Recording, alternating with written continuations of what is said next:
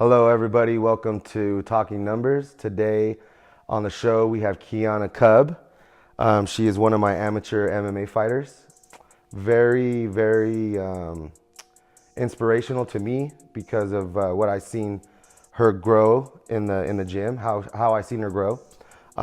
It's a blessing. So today, Keana, tell us a little bit about yourself. Okay, I'm 19 years old. I was born and raised in Las Vegas, and then we moved to California my freshman year. And so I went to high school out here. I graduated from Vista Marietta, and I've been fighting since I was 7 years old. And so I come from a very close family. I live with my mom and my dad. I have my 2 sisters and a brother, and I'm the only child that's been in martial arts. You started martial arts at 8 years old? 7 years old. 7 years old. So at 7 years old, you started what type of martial arts? Taekwondo. Taekwondo, and how long did you stick in that? How long did you stay in that for? 5 years, and one of my biggest regrets is not finishing that because I was about to test for my red belt. Okay. But a boxing gym opened right next to my academy, and it's crazy how it started because I hated every day of Taekwondo. Did you? I didn't want to do martial arts for the life of me. Why not? What was it about it? Did you not like about it? I was very sensitive, and I still have that in me, but younger. I was the youngest child, I'm the girl, and I was just very sensitive. And so I have a very more tougher mom. Okay. And so the reason for starting Taekwondo was just, of course, self-defense as a girl, and then also just character development. Right. I went to the perfect place for it because my master was straight out of South Korea. Okay. And it's very, if you cry, I'm going to give you a reason to cry. So every day on the way to Taekwondo, I hated it. I didn't want to go. And then I guess it's just something that was in me because I ended up being pretty good. And I started making boys cry that were older than me. I started kicking black belts in the head and stuff. And I was like, hey, I'm naturally competitive. So if I see that I'm catching on to something, I'm like, all right, this is kind of cool.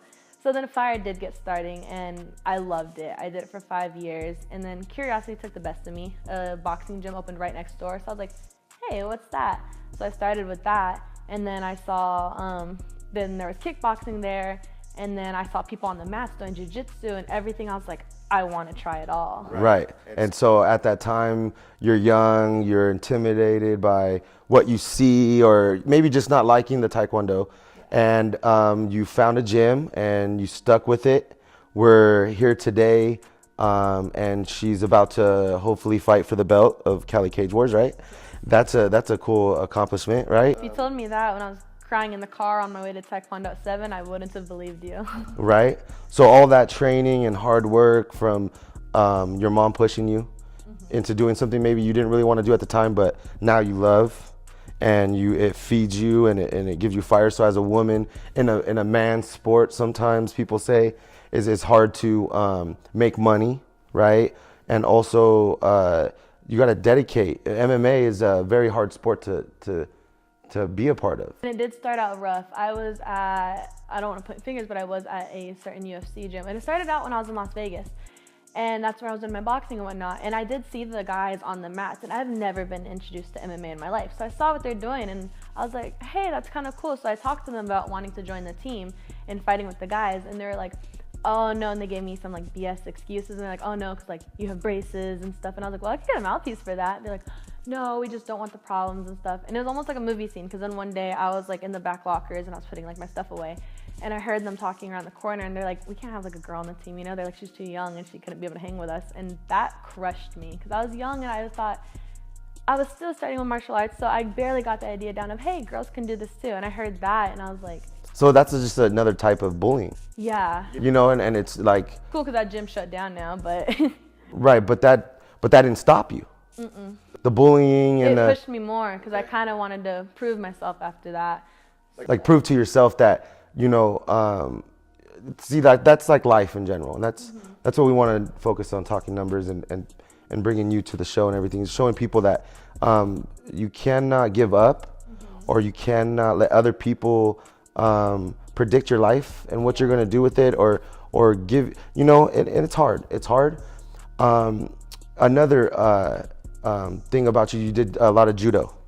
So talk a little bit about judo. I love it. I've tried around with a lot of, because I love fighting, but my main kryptonite is from the ground, from standing to the ground. And so I've tried, in high school, I joined I was actually invited onto the wrestling team. And I think I just got a really harsh, bad approach of that, because the coaches already had the idea that I fought. and they put me straight onto the boys varsity team. So it was me and 40 boys who have been wrestling since their freshman year. And I got in there with no idea what I was doing. They didn't have the patience or the time to want to explain things to me. So that gave me a bad approach to that. And then so I've done some judo with like just different coaches, like with some different coaches. And I noticed this, and then also just seeing Rousey do it too. She was a really big inspiration to me for that. And I like it because Well, now you're pulling off arm bars left and right. How many arm bars do you have right now finishing arm bars? For just MMA alone, it's 3, but I've done nearly 30 jiu-jitsu tournaments, and I want to say about a little more than half of them were armbar finishes. So that's totally Ronda Rousey all the way right there. Yeah, so. But you don't want to be known for that. I don't want to be compared to or known as another fighter. Like, it was an inspiration to me, but I just happened to adapt the style, you know? Right. So, Keana, today in this world, what is it like being a woman in the MMA sport? It has its ups and downs. I feel like you still have to prove yourself for anything. Well, obviously for yourself too, but you have to earn your respect. Okay. It is more looked at as a male-dominant sport, and so sometimes may not be taken as seriously. So I do get a lot of backhanded compliments where it's like, oh, you're good for a girl, or even, I know it's supposed to be a compliment, but when guys are like, oh, like, you're too pretty to be a fighter, I'm like, thanks, but you know, it's kind of backhanding, you know, or especially the being told for a girl. Okay. I'm like, I don't want to be good. I don't want to be good just for a girl. I want to show that I'm good in general, you know, or that I'm working to be. And so it is a lot of earning respect. Like, we'll have certain people, or if I go to a different gym or people come in, a lot of new guys, I feel there's a lot of times I have to mention and be like, hey, don't be afraid to hit me hard, you know, like, this is helping me. I'm in here for a reason. I signed up for this. I'm in here for the same reason as you. Just treat me as an equal. And in the gym sometimes, sorry to interrupt you, but I do that. I'm her stand-up coach, and I do that. I'm like, guys, you gotta be a little bit rougher. Yeah, well, but that's not gonna make you any better. Yeah. Whether you're a boy or a girl, it doesn't matter who you are, what sex you are, or anything. You're not gonna learn any better by not getting hit. Yeah. You gotta be able to take a punch to give a punch, and that's just a fight, and that's life in general. That's what Numbers is about too. It's just, you got to be able to take it to give it, right? And so as a woman in the MMA world, who is someone that you look up to? You said Ronda Rousey. You did a little, did a little seminar with Chris Cyborg. How was that? She's definitely the #1 fighter I look up to, just because her style, she's so aggressive, and so I know that's one thing I need to work on too, is like powering the aggression, but she's just you can tell she walks out of the cage with no regrets. She did what she went in there to do. Christian woman. Yeah, definitely. I hung out with her, and she is the most humble. It's crazy because she is like the sweetest savage I've ever met. In the cage, she's an animal. She tears people up. Then she stayed overnight at the gym with us. She got up early and made us breakfast. She served us dinner, served our plates. She slept on the floor on the mats with us. Like, a perfect example, right? She was a perfect example. She looks very like fierce, but literally you can just talk. You'd be like, hey, Chris, can we get a picture? She's like, oh yeah. She'll stop what she's doing, and she was a great example to show. Don't forget your roots, where you came from. And also in that, you can have a woman that you look up to, and that's what you want to be in life. Everybody should be a good example, right? And going on to let's talk about future, okay? Let's talk about what is it that you want to do 5 years from now, and which most people probably don't even take into consideration what they need to think about in life, and then in the future is their goals and what they want to accomplish. Because not always are you going to be able to accomplish, say you want to, go to the moon. You might not be able to go to the moon, but at least you might get halfway. You know, you might hit the stars, maybe not the moon. So you gotta be able to do that. And what is it that you see in the next 5 years for yourself? I know the way I look at things is the world is literally at your fingertips, you know? So I just want to utilize and do as much as I can. I can't for sure. I would love to, of course, be a well-known UFC fighter by then, but no. See, there we look. Now let's go from there. Let's be positive. You don't want to give yourself any doubt in life. You know what I mean? And no matter whatever you want to be, you could be. You're that's something that I've seen in you, and whatever man in life that you're going to come across is going to be very, very lucky, because you're a very strong woman.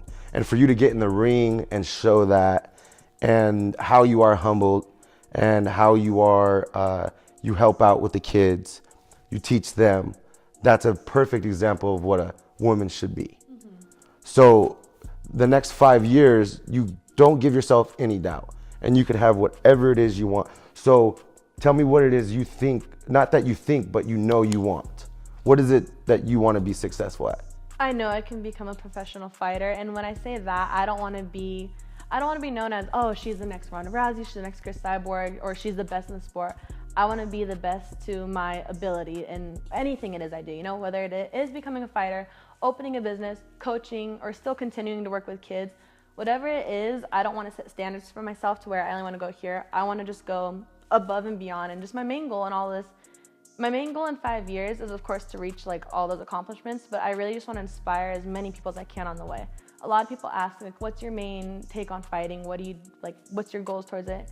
I really just want to inspire, whether it's especially women and kids or anyone really. Guys even tell me I inspire, but I just want to show people, just find something you love and do it to your full potential, you know, no matter what. 100%. Exactly.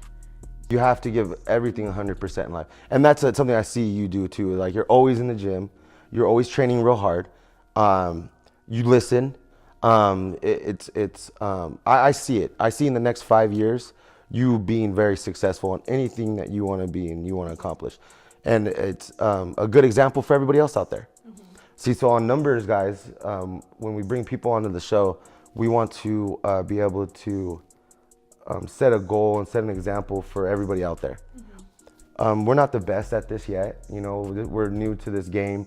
We're new to interviewing. You're new to talking, and it's. But we're not going to give up. You know, we're going to get better at this. You're going to get better at this. Hopefully, you're going to be on the Tonight Show, or you're going to be on any other show that you want to be on, and hopefully, this can be successful. Well, no, it's going to be successful. There's no hope.